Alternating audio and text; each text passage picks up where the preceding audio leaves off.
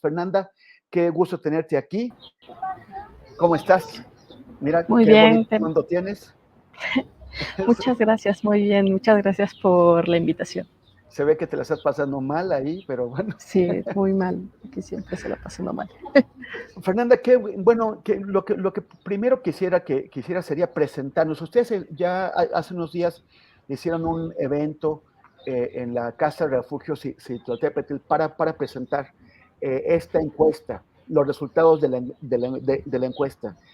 ¿Nos quisieras primero contar por qué le hicieron y cómo le hicieron? O sea, ¿cómo es que se plantearon tener un rigor metodológico para asegurarse que fuera pues representativa de la situación de los trabajadores y las trabajadoras de los medios?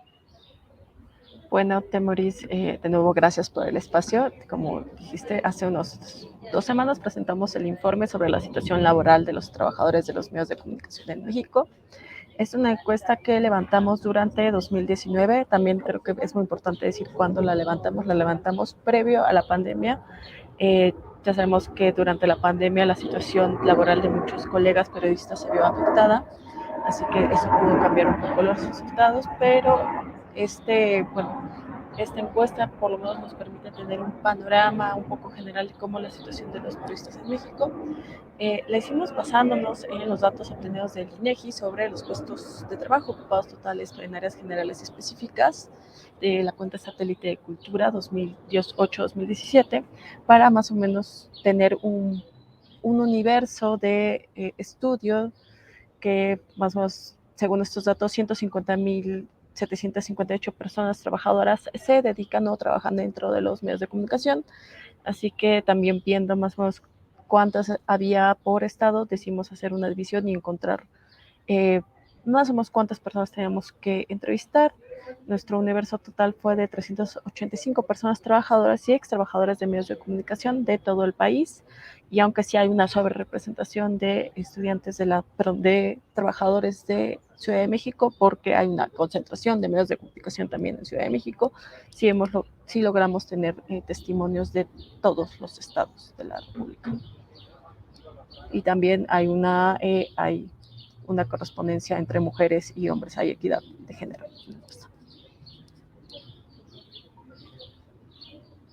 No te escucho, Temoris. Sí, sí.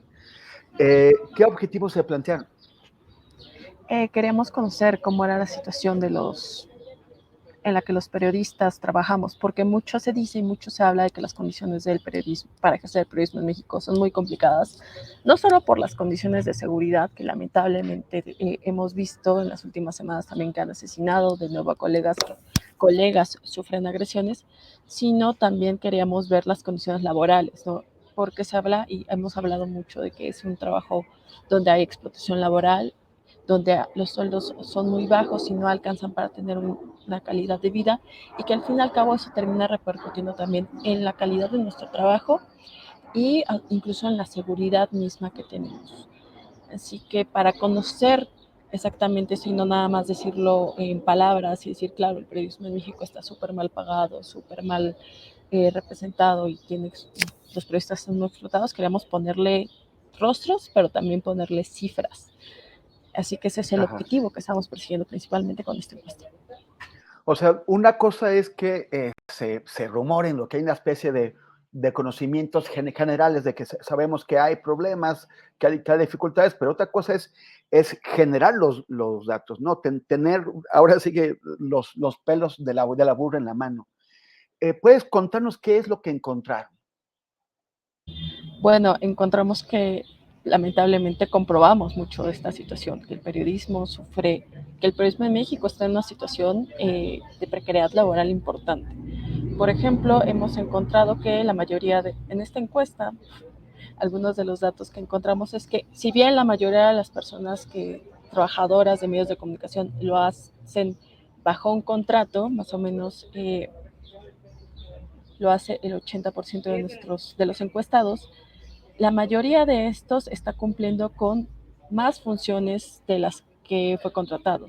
De este universo de 385 personas, encontramos que 53 están trabajando o dijeron cumplir 4 funciones al mismo tiempo, es decir, fueron contratados para una sola función y al final cumplen 3 funciones adicionales, sin que eso se vea reflejado en un aumento salarial o en un cambio de contratación. Por ejemplo, tenemos el testimonio de una compañera de la revista Mejores Empleos que dice estar contratada como auxiliar administrativo cuando en realidad cumple funciones de reportera.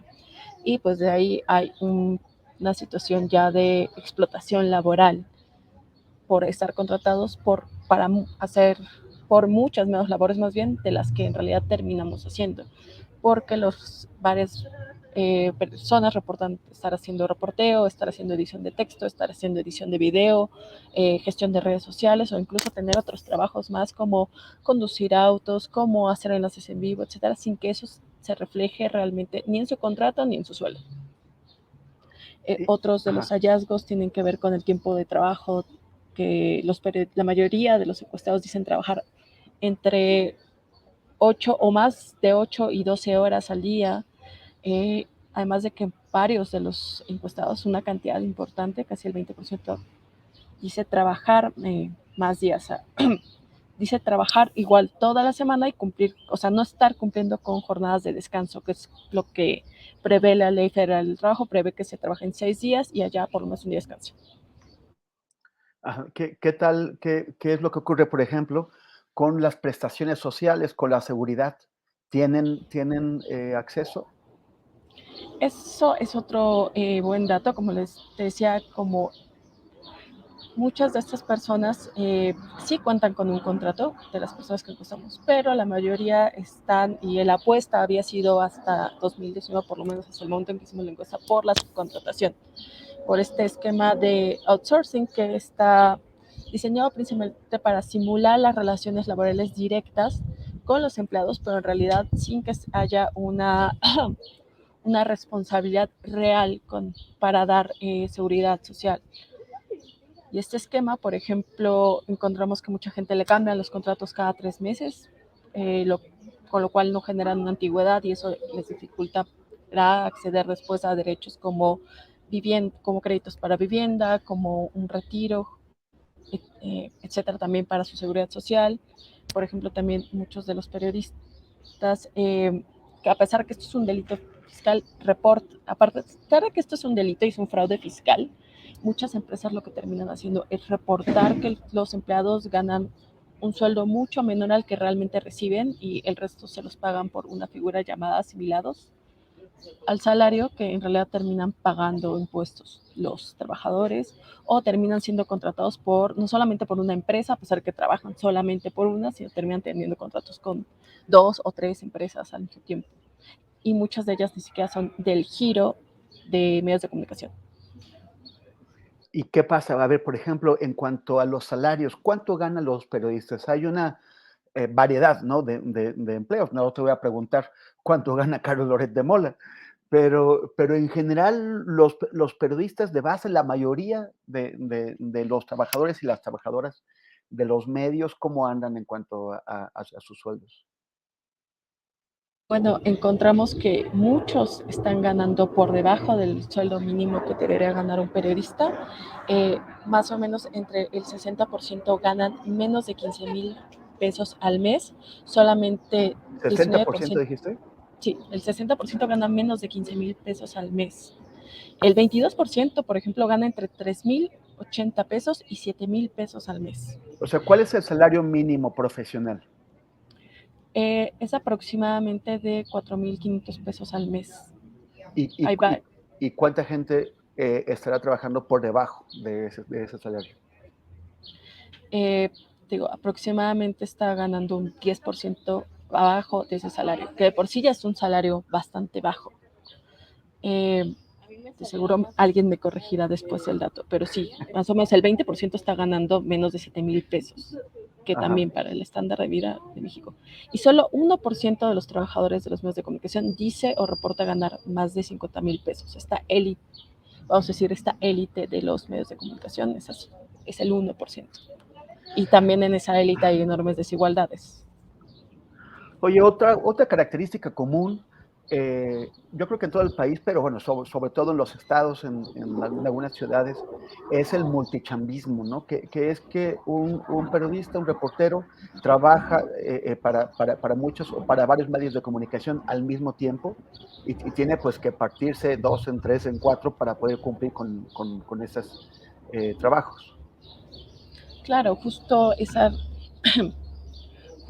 esa situación termina poniendo a los periodistas muchas veces en vulnerabilidad, justo tiene que ver con que la gente, con que los sueldos son bajos y los sueldos también son sueldos muy bajos por mucho trabajo y muchos periodistas reportan también. También tenemos un pequeño apartado sobre las periodistas que dicen trabajar como periodistas freelance y a pesar de que es un esquema es un esquema de, bueno, no de contratación, pero de relación laboral que presuntamente permite que los trabajadores tengan más tiempo y más disponibilidad para gestionar sus tiempos, terminan muchas veces trabajando también jornadas igual de 8 o 12 horas diarias, a pesar de que se supone que lo hacen para tener más tiempo libre, para poder trabajar en proyectos que les gusta. Entonces también estamos cuestionándonos justo por qué viene y viene mucho porque también los periodistas freelance suelen trabajar en varios proyectos al mismo tiempo y terminan también cayendo en estos modelos de explotación laboral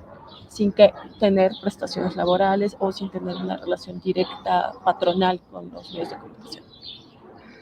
Fernanda, también la Asamblea Tenemos que Ver ha hecho énfasis en las condiciones en que trabajan las mujeres en medios de comunicación. Y esta encuesta lo aborda también. ¿Qué es lo que encontraron allí? Por ejemplo, encontramos que las mujeres están realizando las mismas labores y sin embargo están recibiendo sueldos menores a las de los hombres.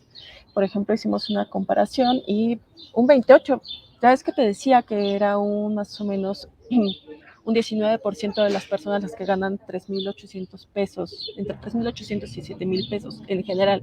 Bueno, Ajá. si solo analizáramos mujeres, ese porcentaje sube hasta 28%. Y en el caso de varones es de 15%, para que veas la desigualdad. O sea, casi el doble de las mujeres. O sea, entre periodistas, el 15% de los hombres tiene sueldos inferiores a 7,000 pesos, pero entre periodistas mujeres es el 28%, ese es casi el doble. Sí, sí, justo eso. Además de que también se refleja en los distintos labores, pero mientras en los distintos rangos salariales pasa lo mismo, pero por ejemplo, ya cuando son rangos más grandes de sueldo, por ejemplo, en el rango de 10,000 a 15,000 pesos, la mayoría, las mujeres, el porcentaje de mujeres que dicen ganar esto es de 14%, y en cambio el de hombres sube a 24%. Entonces ahí se muestra la desigualdad también de género, además de que de nuevo hay, hay esta diferencia también de labores que se tienen que realizar, etc. Entonces sí hay como un problema grave de desigualdad y de brecha salarial, por lo menos de género, por lo menos lo que nos arrojó la encuesta. ¿Y qué pasa, por ejemplo, con otras condiciones como el acoso sexual, el acoso laboral, cómo les va a las mujeres en particular?